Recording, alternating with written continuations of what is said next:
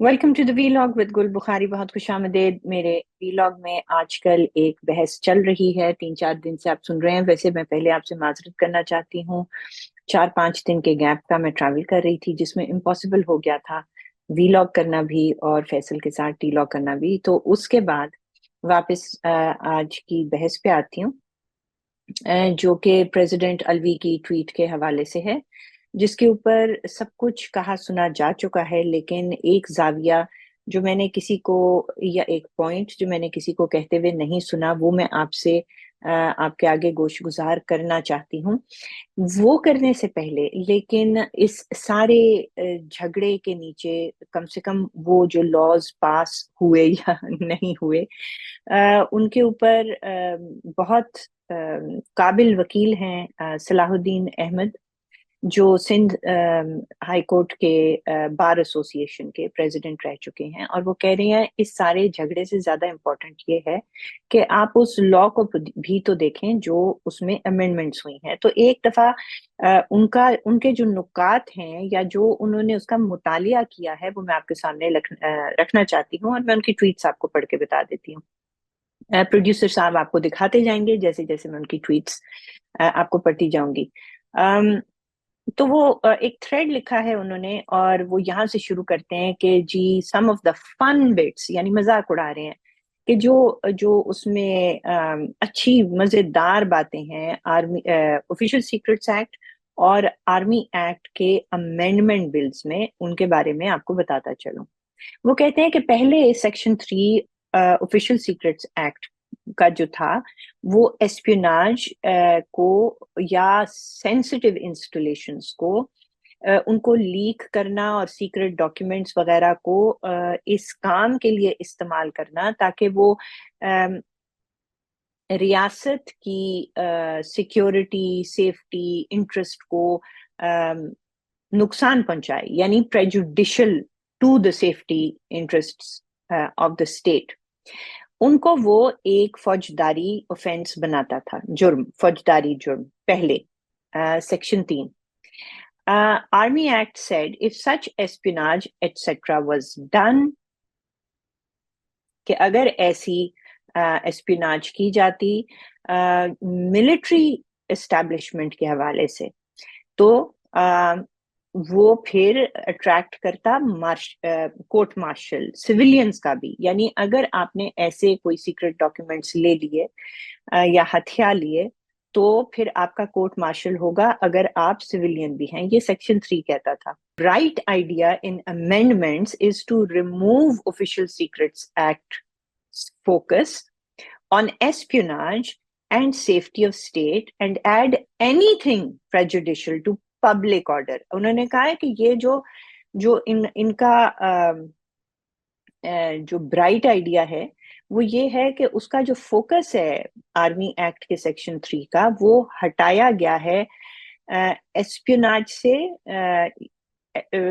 से, और रियासत की सेफ्टी से, और ऐड कर दिया है कि जी कोई भी चीज जो नुकसान पहुंचाती है पब्लिक ऑर्डर को। तो ये जो अंडरलाइन चेंजेस हैं, वो क्योंकि डिबेट इतने ज्यादा मैंने नहीं देखे होते हुए, तो मैंने सोचा कि इनकी ये बात आपके तरफ लेकर आऊं। आगे कहते हैं, तो अब now even if you are in the vicinity even if you are in the vicinity of a military establishment with purpose of prejudicing public order, you have committed offense under the Official Secrets Act। यानी कि अगर आप military establishment के कहीं आस पास करीब हैं और आप पब्लिक ऑर्डर डिस्टर्ब कर रहे हैं, तो फिर आपने ऑफिशियल सीक्रेट्स एक्ट के तहत एक जुर्म किया है।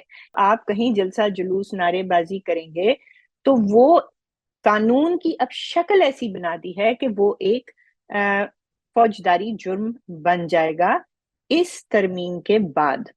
आखिरी जो उन्होंने बात की है, अलवीज acts of omission pail against PDM PTI acts of commission. यहाँ उनका कहने का मतलब है कि जो अलवी ने अपनी तरफ से ओमिशन की है, एक्ट ऑफ ओमिशन किया है, जो कि वो कहते हैं कि मैंने साइन नहीं किया, वो बहुत बेहतर है بالمقابل جو پی ڈی ایم اور پی ٹی آئی نے کام کیے ہیں، جس طرح کے بل انہوں نے پاس کیے یا کرنے کی کوشش کی ہے. لیکن ان کا یہ جو آخری جملہ ہے، اس سے میں کمپلیٹ اتفاق نہیں کرتی.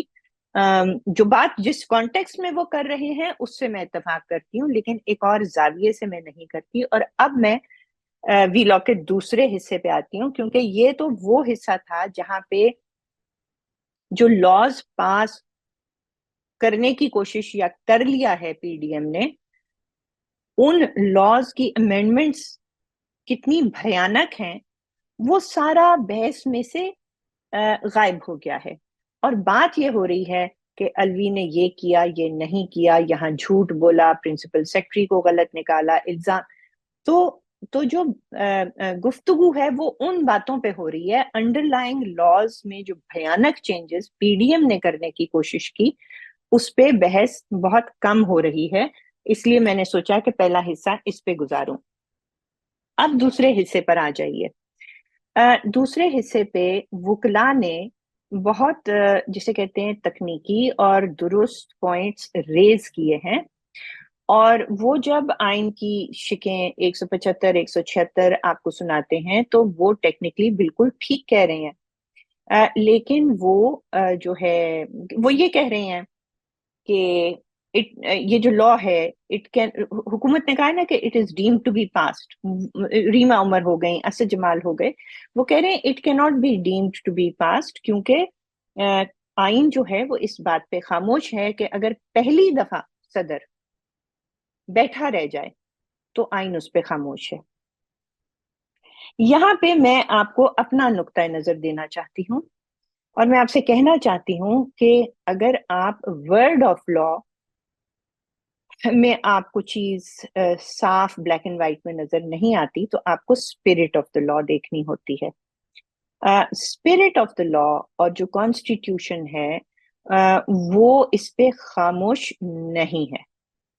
جب آئین پابند کرتا ہے صدر کو کہ یا آپ اس کو سائن کریں گے، اسینٹ کریں گے، اور یا اپنے ریمارکس کے ساتھ ری کنسیڈریشن کے لیے واپس کریں گے، تو اس کو یہ چوائس تو نہیں دیتا کہ وہ اس پہ بیٹھا رہے.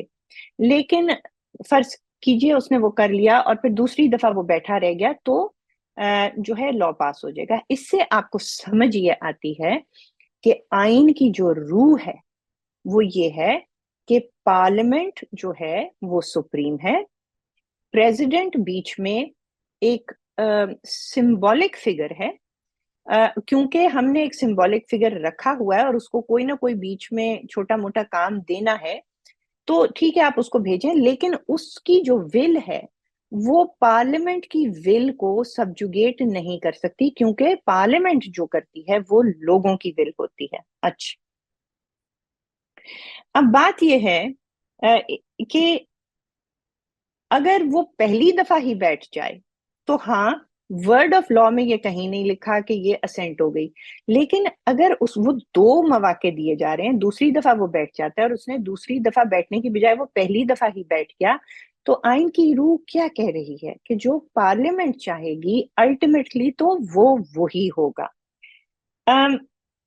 اس لیے میں سمجھتی ہوں کہ انہوں نے اس کے اوپر بیٹھ کر اگر ایک موقع پہلا کھو دیا اور دوسرا اویل ہی نہیں کیا، لیکن الٹیمیٹلی اگر آپ نے پیرلل ڈرا کرنا ہے، کہیں سے انالوجی لانی ہے، اگر آپ کو لگ رہا ہے کہ آئین خاموش ہے، تو آپ وہ سیکنڈ ریٹرن آف دا بل سے، جب پارلیمنٹ ان کو سیکنڈ ٹائم بھیجتی ہے، پھر آپ اس سے انالوجی دیں کہ جس آدمی کی نیت بیٹھنے کی تھی یا کچھ نہ کرنے کی تھی، تو وہاں پہ بھی پارلیمان ہی کی ول جو ہے وہ سپریم رہے گی. اس لیے میں سمجھتی ہوں کہ ایک تو یہ ڈیمڈ اسینٹ ہی ہے، ہونا چاہیے جیسا کہ حکومت نے کیا ہے. اس وجہ سے چند ہمارے بہت قابل عزت وکلا کی ریڈنگ سے میرا کم سے کم اتفاق نہیں ہے، کیونکہ میں لائر نہیں ہوں. دوسری بات، ایک بات بار بار ہو رہی ہے ہر شو میں، ہر ایکسپرٹ کی اوپینین میں نے بار بار 10 دن کا لفظ سنا. ٹھیک ہے، کہ آپ نے 10 دن کے اندر اندر اس کو یا ہاں کر کے یا نہ کر کے واپس کرنا ہے. لیکن جب آئین 10 دن لکھتا ہے تو ظاہر ہے، اور جب کہتا ہے کہ آپ نے واپس پارلیمنٹ کو بھیجنا ہے، تو آئین یہ اسیوم کر رہا ہے کہ وہ جو 10 دن ہے جتنا موقع پریزیڈنٹ کو دیا گیا ہے اس میں پارلیمنٹ موجود ہے.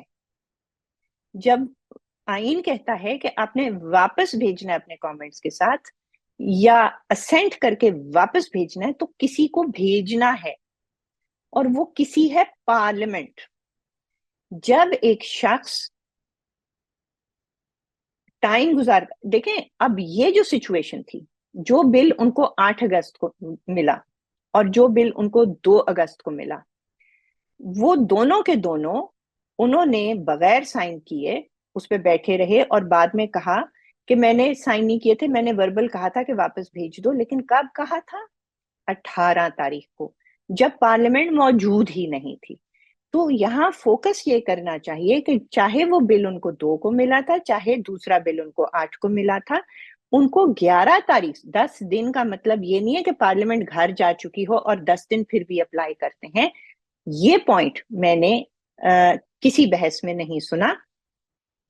آئین کی روح یہ ہے کہ آپ نے کسی کو واپس کرنا ہے، اور وہ کسی جو ہے وہ پارلیمنٹ ہے. تو یہاں بدنیتی نظر آتی ہے کہ آپ نے پارلیمنٹ کے گھر جانے کا انتظار کیا، جب آپ نے مبینہ طور پہ اپنے سٹاف کو کہا بھی کہ یہ واپس کر دیں، اور آپ نے 19 20 21 کو یہ بات کی، تو پارلیمنٹ تو 11 تاریخ سے جا چکی تھی. وہ آئین کی جو روح ہے کہ 10 دن میں واپس کرنا ہے، وہ روح یہ ہے کہ آپ نے 10 دن میں واپس پارلیمنٹ کو دینا ہے، آپ نے پارلیمنٹ کے گھر جانے کا انتظار نہیں کرنا.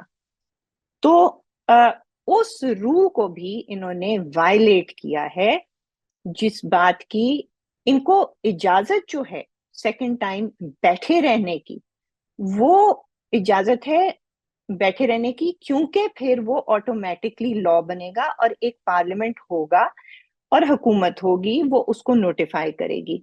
انہوں نے ایکچولی کوشش کیا کی ہے، ویسے تو انہوں نے نہ سائن کر کے بیٹھے رہنے، ان کو مشورے ملتے رہے کہ سر اس کو آپ نے کرنا ہے ورنہ یہ لا بن جائے گا. انہوں نے کہا ان سائن رہنے دو، 3 دفعہ یہ ہوا. تو اصل میں تو یہ اس کو پاس کرانا چاہتے تھے، اور اس کا نقصان صرف عمران خان کو، اس کی پارٹی کو نہیں ہوا، یہ وسیع تر قوم کا نقصان ہے. جس قسم کے یہ لاز میں چینجز پاس کرائے ہیں الوی صاحب نے، اور ان کو پتا ہے کہ انہوں نے پاس کرائے ہیں، اسی لیے یہ اپنی ٹویٹ میں معافیاں مانگ رہے تھے. لیکن پی ٹی آئی کے آگے وہ یہ ڈرامہ رچانا چاہ رہے ہیں کہ میں نے نہیں کیا. لیکن بات یہ ہے کہ انہوں نے کانسٹیٹیوشن کی 2-3 طریقوں سے وائلیشن کی ہے، اور پارلیمنٹ کے گھر جانے کا انتظار کا مطلب یہ ہے کہ انہوں نے پارلیمان کی ول کو فرسٹریٹ کرنے کی کوشش کی ہے. گو کہ آئین بڑا کلیئر ہے کہ صدر ایک سمبولک بیچ میں راستے میں ایک کاگ ان دا ویل ہے، چلے گی پارلیمنٹ کی. ہاں آپ ریکنسیڈر کرنے کو کہہ سکتے ہیں، ہاں آپ بعد میں اگر نہ کریں ہاں کریں چپ بیٹھے رہیں، وہ چیز پاس ہوگی جو فائنلی پارلیمنٹ چاہے گی. لیکن انہوں نے عوام کی، پارلیمنٹ کی جتنی مرضی بری ول تھی، ول تو بہت بری تھی، جو قانون یہ بلز پاس کرانا چاہ رہے تھے، تو یہ میں چاہ رہی تھی کہ یہ 2 بڑے سیپریٹ ایشوز ہیں کہ پی ڈی ایم نے کتنے برے لاز پاس کرنے کی کوشش یا پاس کر لیے، اور انہوں نے لیکن یہ ایک علیحدہ جرم ہے کہ انہوں نے پارلیمان کی ول کو فرسٹریٹ کرنے کی کوشش کی، یعنی ڈیموکریسی کو چلنے نہیں دینا. اگر آپ پی ٹی آئی، صدر مملکت، فارمر پرائم منسٹر کی حرکات و سکنات دیکھیں تو یہ ہر سٹیپ پر کرتے یہ رہے ہیں کہ آئین ہی کی آڑ لے کر اس کو توڑتے ہیں. ووٹ آف کانفیڈنس ایک آئینی پروسیس ہے، اس کو فرسٹریٹ کرنے کی کوشش کی. फिर वजीर आजम का आर्मी चीफ लगाना आईनी इस्तेहकाक है।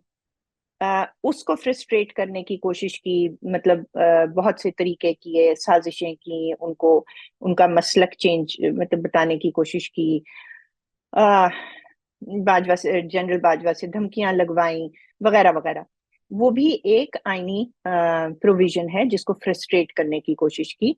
फिर कवानीन इस तरह से पास होना एक आईनी तरीका है, पार्लिमान की विल है, पार्लिमान जमहूर को रिप्रेजेंट करती है।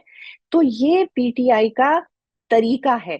देखें, जब इन्होंने पंजाब और केपी की असेंबलियां तहलील की, वो इसलिए की क्योंकि जो पार्लियामान कहता है कि इलेक्शन 5 साल बाद होगा, वो इनका हरबा था कि हम स्पिरिट ऑफ द कॉन्स्टिट्यूशन को वायलेट करते रहें, लेकिन जो हमारे मुखालिफिन हैं वो वर्ड ऑफ द कॉन्स्टिट्यूशन पे चलें, और इस तरह हम वायलेशन पे वायलेशन पे वायलेशन करते चले जाएं, लेकिन अगले जो हैं वो वर्ड ऑफ लॉ पे पाबंद रहें, हम स्पिरिट ऑफ द लॉ को वायलेट करते रहें। और ये उसका लेटेस्ट नमूना है, ये इसकी एक पूरी तारीख चली आ रही है। मैंने आपको अभी 4 एग्जाम्पल्स दिए हैं। तो मेरा ख्याल है कि ये दोबारा एक संगीन जुर्म के मुर्तकिब हुए हैं। इन्होंने बैठे रहकर, नंबर 1, पहली दफा बैठे रहकर, जब अभी पार्लियामेंट घर नहीं गई थी, पहली दफा इनके पास चॉइस नहीं है कि ये बैठे रहें। आइन इनको कहता है कि या आप ये करेंगे असेंट, और या आप इतराज या रीजन लगाकर पार्लियामेंट को भेजेंगे। वो नहीं किया, एक वायलेशन ये है। और दूसरी वायलेशन ये है कि फिर पार्लियामान के घर जाने का इंतजार किया और कहा कि मैंने भेज दिया वापस। भाई, किसको भेज दिया? खला को तो नहीं आप भेज सकते, हवा को तो नहीं आप भेज सकते, आपने पार्लियामान को वापस भेजना है ना। लेकिन आपने इंतजार किया ताकि आप आईनी प्रोसेस को वायलेट, फ्रस्ट्रेट और विल ऑफ पार्लियामेंट को फ्रस्ट्रेट कर सकें। तो ये 2 बातें थी जो मैं आज आपसे आपके आगे रखना चाहती थी। इनको सुनने का, देखने का बहुत शुक्रिया। अपनी फीडबैक दीजिएगा, और आज के लिए खुदा हाफिज।